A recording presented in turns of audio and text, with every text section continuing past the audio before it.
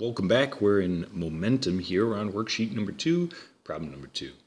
An average force of 280 newtons acts for 1.2 seconds on a 78 kilogram circus performer as he shot out of a cannon. Oh man, can you imagine having to do that? Like that was your job? That was your essential service? Okay, so let's try and draw a cannon here. So there's like the end of the cannon. The cannons kind of go down and they're conical in shape, kind of. This not going as well as I hoped for. Well, that's a little bit better. Yeah, okay, all right. And then we draw a stand for that, and it's on the ground. We got to draw him or her in there, for that matter. And what makes a cannon work in the first place? You might say, oh yeah, there's like a whole bunch of like powder that's going to explode behind them, like gunpowder or something. And then there's probably, let's go ahead and draw how this might happen. If somebody was actually getting shot out of there, there'd have to be some like platform that he's against, and so he doesn't get burned up by the chemical explosion going on there. All right, so it looks something like that. And they're going to get a big force, so let's go ahead and draw them. That's going to get a big force, and if in this case it'd be some sort of normal force there, and that's going to be 280 newtons, and it's acting for, so the change in time there is 1.2 seconds. Oh gosh. Whoa, whoa, whoa. Oops. There we go. There we go. Sorry about that. And we'll go ahead and put his mass on there. Is 78 kilograms. Great. It asks for what is the impulse there. So I go back in my memory and I go, hey, what does impulse mean? Well, impulse just means the change in momentum. Okay, cool. So if I make my system, again, not everything, like most of the other times I do this, if I make my system just this performer, I'll put performer because we don't know if it's a man or a woman. So if I make him just my performer can have a change momentum that is non-zero, right? He's going to, or she is going to increase their speed there, going from the speed that was zero beforehand. So it will definitely have a change in momentum. And notice, I'll go ahead and define the action here. The action is they're getting shot out. So we're thinking about before and after they're shot out. So I'm looking at the ending, the change in momentum. I'll write it like this. The change in momentum is just the ending momentum minus the beginning momentum. The beginning momentum we know is going to be zero for this because they're not moving at the beginning, and it'll have some mass times some velocity at the end there, and that'll be the change in momentum.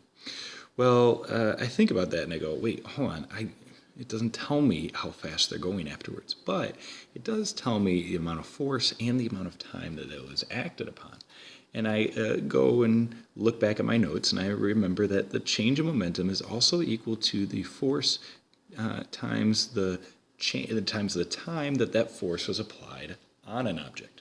Oh, okay, cool. So that means that I can take this guy, and I can replace the left-hand side of the equation with now just a force times some delta t. Great. And now I know both of those guys, and I know the mass, so I can solve for the velocity here. So I just divide by the mass on both sides there, and I find that the velocity is equal to, grab our calculators here, 280 times 1.2, and divide that by 78. And we get 4.308. 4.308 meters per second. Okay, so he's going, or she is going faster at the end. Big surprise. What's the speed of the performer as he leaves the cannon? Well, that's it. Right there. And there's nothing else to the problem here. Let's ask one more question, though, because doesn't it seem like we increase the momentum here? Well, we did of the performer, that's for sure. But doesn't it seem like we created momentum here? All the other ones, we've identified two different objects that were interacting here. And one of them, maybe gained momentum, and the other one maybe lost some momentum between some sort of action here. So what are my two objects that are interacting here?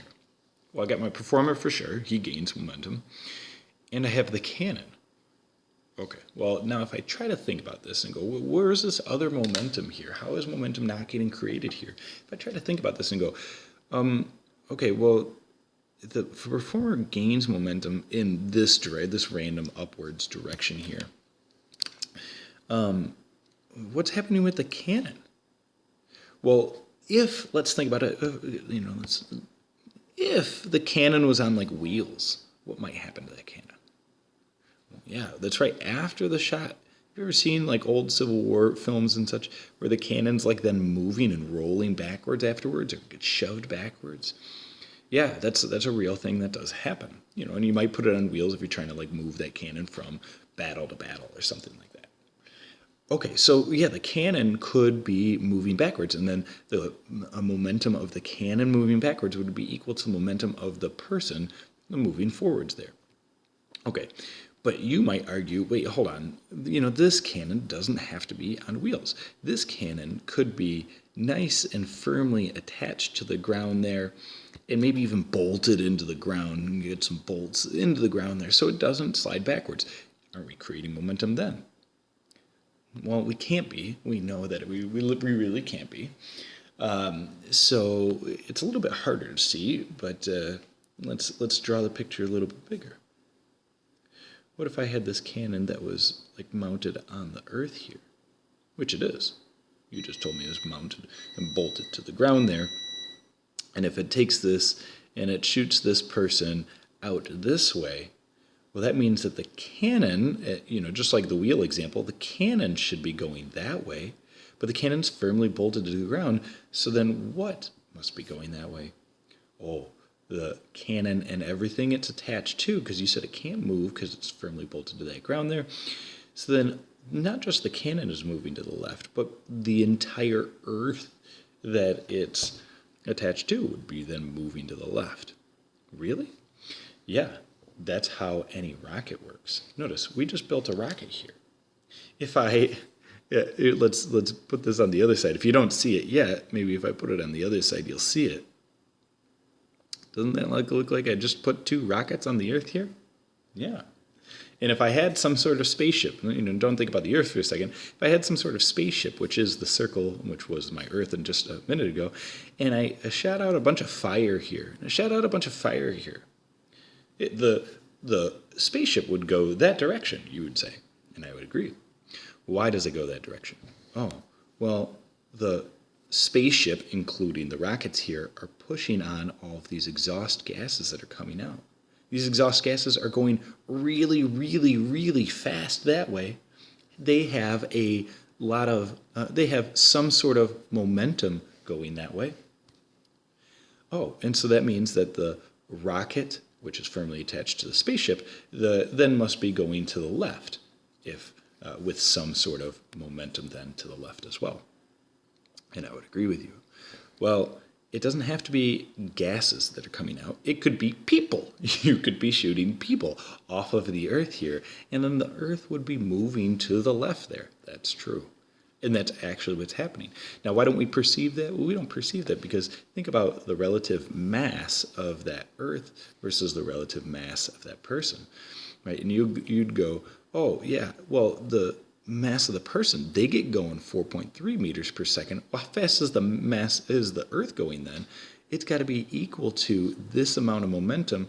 Well, we said the momentum of this person here would have to be equal but opposite, and there's where the negative comes in because one's going to the left, one's going to the right, of the momentum of the Earth there. So, well, let's just think about that for a second. The mass of the person is going to be relatively small times some velocity here, which I guess will be relatively large. 4.3, let's say 4.3 is that big. What about the mass of the Earth? Well, the mass of the let me do that in a different color. The mass of the Earth is going to be like incredibly large in comparison to that, and so the velocity of the Earth is going to be so incredibly small, it'll be almost impossible to perceive that, and that's true. Okay, but if when we went and put wheels back on this thing, well, now what's moving to the left? Well, now it's just the mass of the cannon, and so then this gigantic M of the Earth gets a lot smaller because it's just the mass of the cannon, and now we can actually see and perceive that and measure that. Okay, cool. So that's what's going on there. That's the concepts.